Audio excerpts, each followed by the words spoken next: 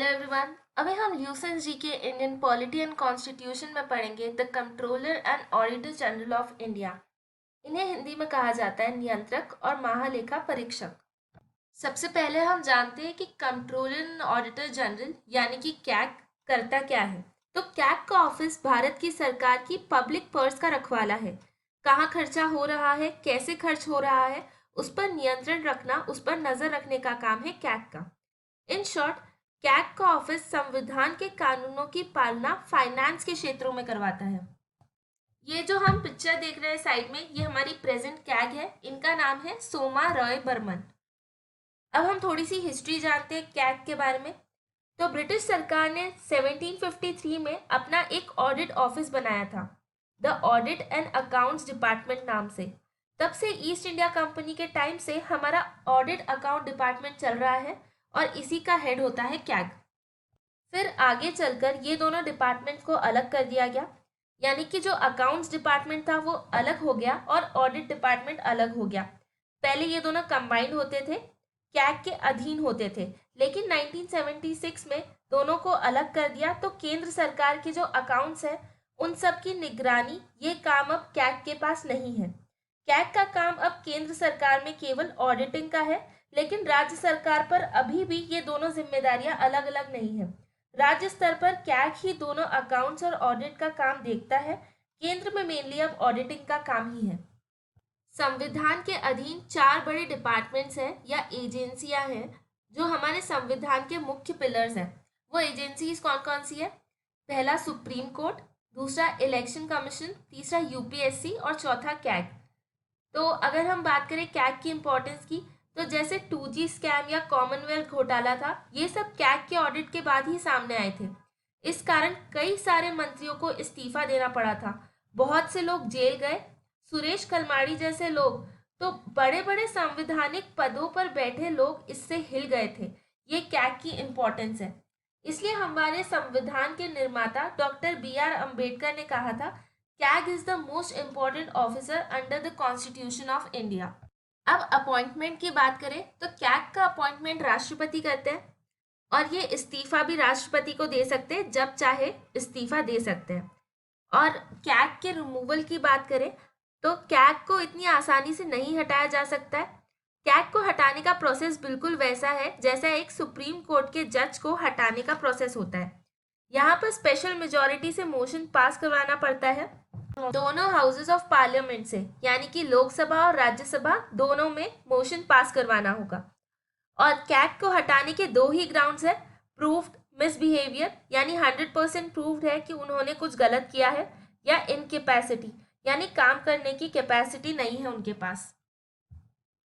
कि जो सैलरी है वो कौन डिसाइड करेगा? पार्लियामेंट।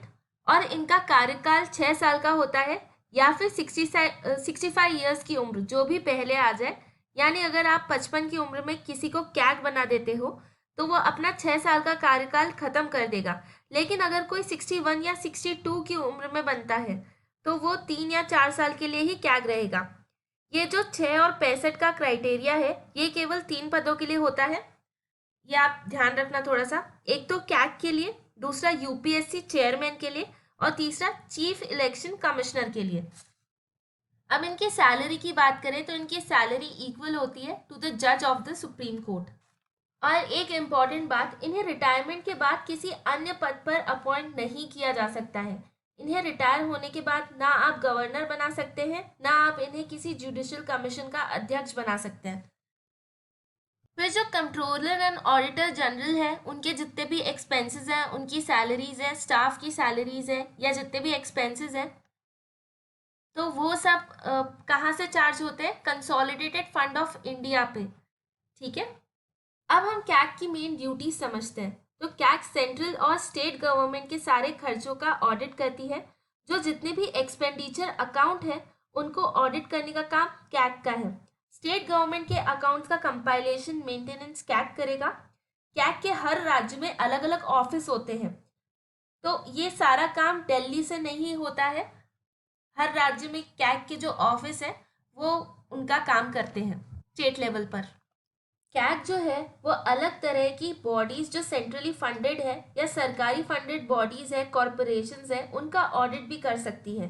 तो स्टेट गवर्नमेंट या सेंट्रल गवर्नमेंट के जितने भी उपक्रम हैं, जैसे स्टील अथॉरिटी ऑफ इंडिया हो गया, या NTPC national thermal power corporation, या अन्य म्युनिसिपल कॉरपोरेशन हो गए, या फिर एलआईसी हो गया, तो उनके ऑडिट भी कैग कर सकती है। सारी पब्लिक सेक्टर अंडरटेकिंग्स यानी कि पीएसयूज को कैग ऑडिट नहीं करेगा।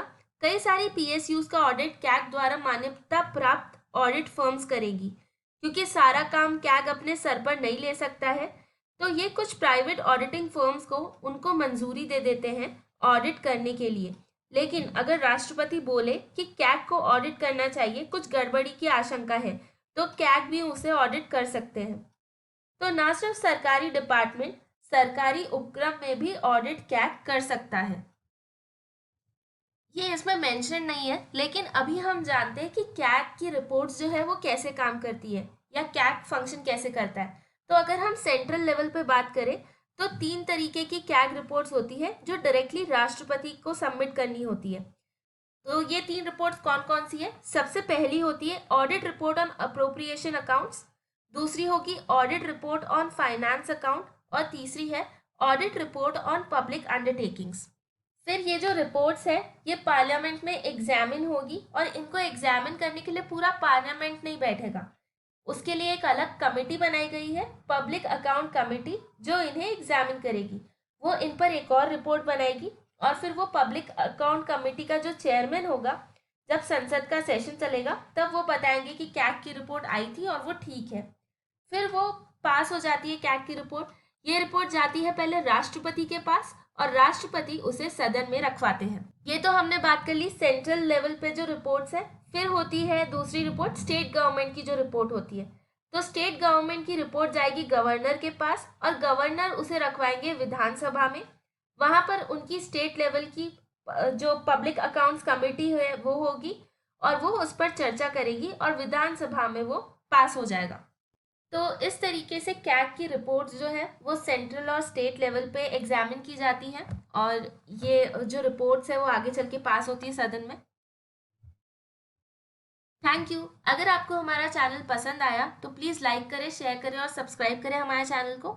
और अगर आपको इस वीडियो में कोई भी क्वेश्चंस हो, कोई भी क्वेरीज हो, तो आप नीचे कमेंट सेक्शन में लिख के बता सकते हैं। Thank you.